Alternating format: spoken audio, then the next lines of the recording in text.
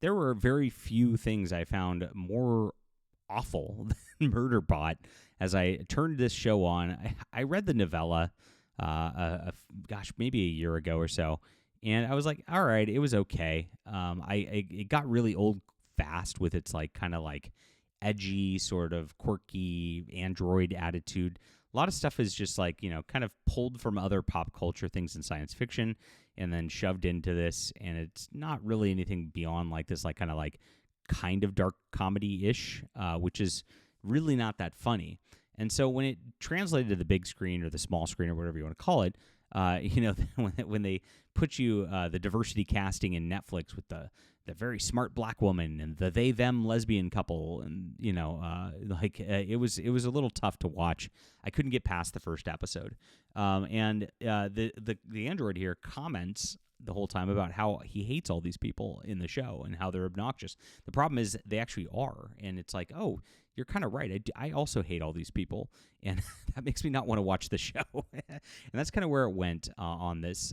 But Martha Wells just gave an interview. She's the writer of the novellas here, and it's really interesting. Her takes about corporatism, where she makes these like statements about corporatism that are very shallow and surface level, and it made me think like that's kind of what Murderbot is. It like they act like it's deep and they act like it's like top tier science fiction writing, but it really is surface level stuff. And it kind of breaks down just like her arguments about corporatism, because once you start to notice, like, wait a minute, like, what's she talking about corporatism? She's the biggest beneficiary of corporate culture out of anybody out there. Like, I mean, this is a diversity hire who got propped up is really what it is. And that's what corporate culture is as well. So we're going to get into just like dissecting that interview in a second. Please hit the like and subscribe button as we talk about storytelling. We talk about culture. That's what we do here, my friends. I'm a science fiction writer myself, and I think you'll really love my Stars Entwined, my Oration War here. I can't wait for AI because she talks about AI in the interview, how it's not even real intelligence, whatever. But once movies can be made off this stuff, all the gatekeepers and all this stuff are going to be just gone. And I'm going to be able to make science fiction movies out of my stuff. That's going to be amazing. So that's what I can't wait for. Once that gets consistent enough, I can plug a script in and just like have a movie. Oh my gosh, it's going to be fantastic. So the Stars Entwined right here is my space opera. If you like the old Baen books from the 80s and early 90s with just the sweeping space operas, the big wars that are building up, the character drama that's amazing, Lois McMaster Bujold, Old Man War, this is the type of stuff that you will enjoy. And so this is real science fiction with like real characters that you feel like you want to root for them. That's what we do.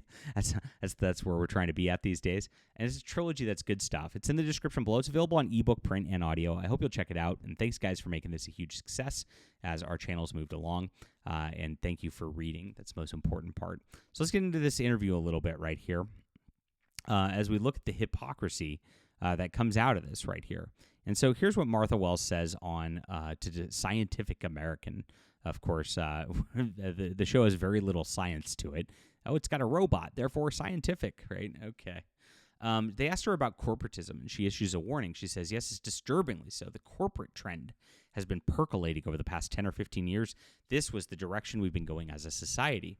Once we have the idea of corporations having personhood and that a corporation is somehow more of a person than an actual human individual, then it really starts to show just how bad it can get.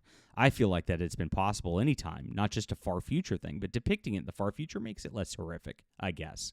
It allows you to think these things without the feelings you're watching the news. And so she's trying to, of course, make everything about modern day me right now, because that's what all these authors do. And you see this with their corporatism. Then you kind of just think about this.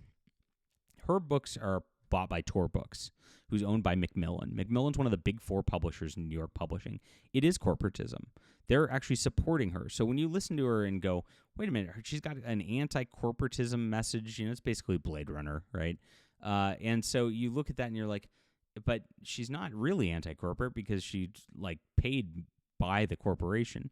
And then what other corporation, after one of the big four New York publishers, the big giant monoliths of publishing, who all have the same political agenda, who all push the same thing, who hired her because she's a woman and because she's writing about non-binary robots so they can push their fake gender ideology stuff, which is not scientific whatsoever. It's the opposite. There are two sexes, and that's what science is.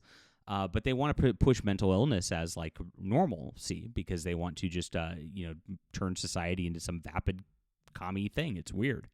That's New York corporate publishing right there, right? And if they can get everybody like on that and everybody fighting and everybody just kind of not even having real thoughts on things like this, they can maintain corporate control. So that's what it's all about. And she's a willing part of that, right?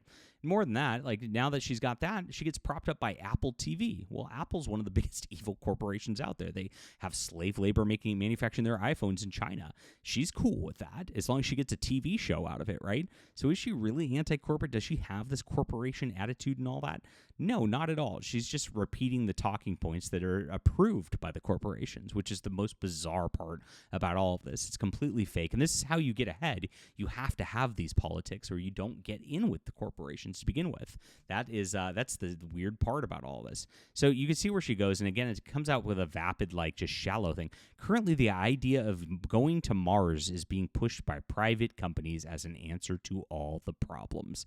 So now this is just throwing shade at Elon Musk because X is bad and Elon Musk helped Trump and he's bad. So this is just, again, another shallow thing, making it seem like she's got this deep thought about Mars and things like that, but she doesn't. I mean, Elon's interested in going to Mars, and space exploration is a noble human goal. And of course, getting humans off the planet is important because if you don't go off the planet, we do eventually go extinct. It's just kind of how it obviously works. And so you do have to spread out to the stars and a thing like that. That is an important endeavor. That is what science fiction's really about. And she just poo-pooed it. Like, why? But the implication is that those who go will be billionaires and they're coterie and indentured servants. That will somehow be a paradise for them and just the reverse for everybody else. Again, this is just her just saying this because billionaires bad. Elon Musk bad. With corporations taking over when the profits at the bottom line, the profit and the personal aggrandizement of whoever's running it, you can't have those kind of serious scientific progress we've had with NASA. Oh, yeah, that's funny.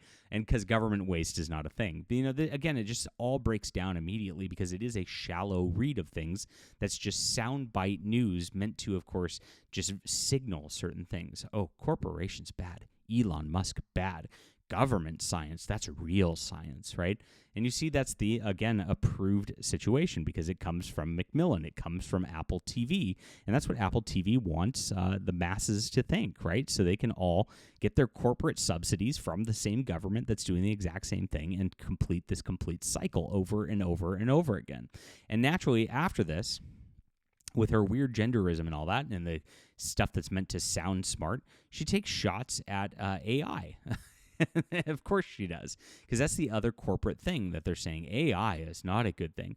And of course, corporate entertainment's very, very afraid of AI because of what I said at the beginning of this video. As soon as AI gets to a certain point, you're going to have the Stars Entwined movie out there. I can't get that done right now because I don't have the corporate approved views. I don't have the corporate approved contacts that have been cultivated and all that. I'm an independent person doing things actually against the corporation. If anything, that's what's going on over here, not over with Martha Wells and Murderbot. But she poo-poos AI very badly. She talks about this and says, Murderbot is machine intelligence. ChatGPT is not. It's called artificial intelligence as a marketing tool, but it's not actually artificial intelligence. A large language model is not machine intelligence. We don't really have that right now. And while it's true that these things don't think, you have to do the thinking for it, and then it can make the work easier for you in different things. That is all it can actually do. It is a very smart and useful tool, and that's why they're poo-pooing it so hard in mainstream entertainment. If you see this, all of the people in corporate, from Brandon Sanderson to SIFWA to WorldCon, all go hard against AI. Why is this? It's because they know that the gatekeeping is up as soon as this becomes a prevalent thing. And I can't wait for it. Again, like as soon as I can make comic books and animation and movies, this is going to be a level playing field where I'm going to be able to, of course, output things with my more intelligent ideas than these people pretty quickly. And that's going to be a very, very fun day when it happens. So interesting stuff from the Murderbot creator right there. And I hope that kind of illuminates the way that corporatism actually works and the way that these corporate approved statements actually work. That's what's coming down in science fiction and fantasy right now in mainstream publishing. It's really, really sad to watch. All right, leave a comment down below with what you think about this. Please hit the like and subscribe button. Join us here. Check out the Stars Entwined in this description below and grab the whole trilogy. It's available on ebook, print, and audio.